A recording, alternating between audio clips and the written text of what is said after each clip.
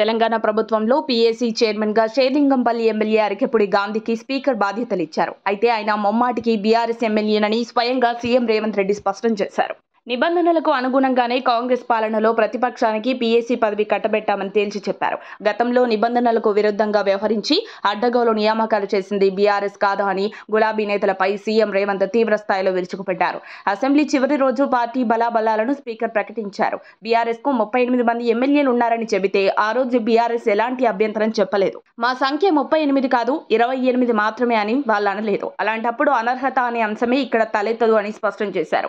Party పరిస్థితులపై AICC ప్రధాన కార్యదర్శి కేసీ వేణుగోపాల్తో చర్చించేందుకు ఢిల్లీకి చేరుకున్నారు రేవంత్. తన అధికార నివాసంలో మీడియాతో మాట్లాడారు. ఈ సందర్భంగా అరికెపుడి గాంధీ, బీఆర్ఎస్ ఎమ్మెల్యే కౌశిక్ రెడ్డి వివాదంతో పాటు పలు అంశాలపై సీఎం రేవంత్ స్పందించారు. ఈ సందర్భంగా బీఆర్ఎస్ హయాంలో పీఏసీ ఎంపిక తీరును తప్పుపట్టారు. గత 10 ఏళ్లు కాంగ్రెస్ ప్రతిపక్షంలో ఉన్నప్పుడు 2018 నుంచి 2023 వరకు అక్బరుద్దీన్ ఓవైసీ పీఏసీ చైర్మన్ ఎలా ఉన్నారు?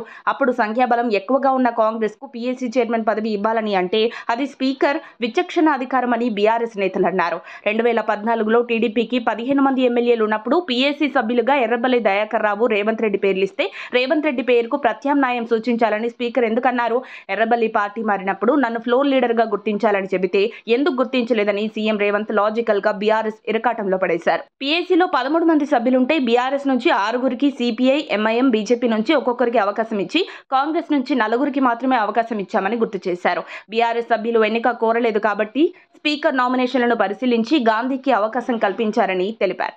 ఈ క్రమంలోనే అరికెపుడిపై ఎమ్మెల్యే కౌశిక్ రెడ్డి వ్యాఖ్యలపై స్పందించిన రేవంత్ రెడ్డి బతకడానికి వచ్చినోళ్లంటూ గాంధీని ఉద్దేశించి కౌశిక్ రెడ్డి వాళ్ళ బాస్ చెప్పిందే మాట్లాడారు.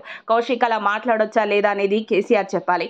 కౌశిక్ వ్యాఖ్యలపై కేసీఆర్, కేటీఆర్, హరీష్ రావు సమాధానం చెప్పాలన్నారు. బతకడానికి వచ్చిన వాళ్ళ ఓట్లు కావాలి కానీ వాళ్ళొద్దా అని నిలదీసిన ముఖ్యమంత్రి వాళ్ళు ఓట్లేస్తేనే కదా గ్రేటర్లో గెలిచిందని గుర్తు చేశారు. బీఆర్ఎస్ అగ్రనేతలు మాట్లాడమంటే కౌశిక్ మాట్లాడా లేక ఆయన వ్యక్తిగత వ్యాఖ్యల అనేది స్పష్టం చేయాలి. వీళ్ళు మాట్లాడమంటే బహిరంగంగా క్షమాపణ చెప్పాలి. కౌశిక్ వ్యక్తిగతంగా మాట్లాడితే పార్టీ నుంచి సస్పెండ్ చేయాలని సీఎం రేవంత్ డిమాండ్ చేశారు. మరిన్ని అప్డేట్స్ కోసం మా కాయ్ టీవీని సబ్స్క్రైబ్ చేసుకోండి. మా వీడియో కనుక మీకు నచ్చినట్లయితే లైక్ చేయండి, షేర్ చేయండి. మీ విలువైన అభిప్రాయాలను కామెంట్ బాక్స్లో తెలియజేయండి.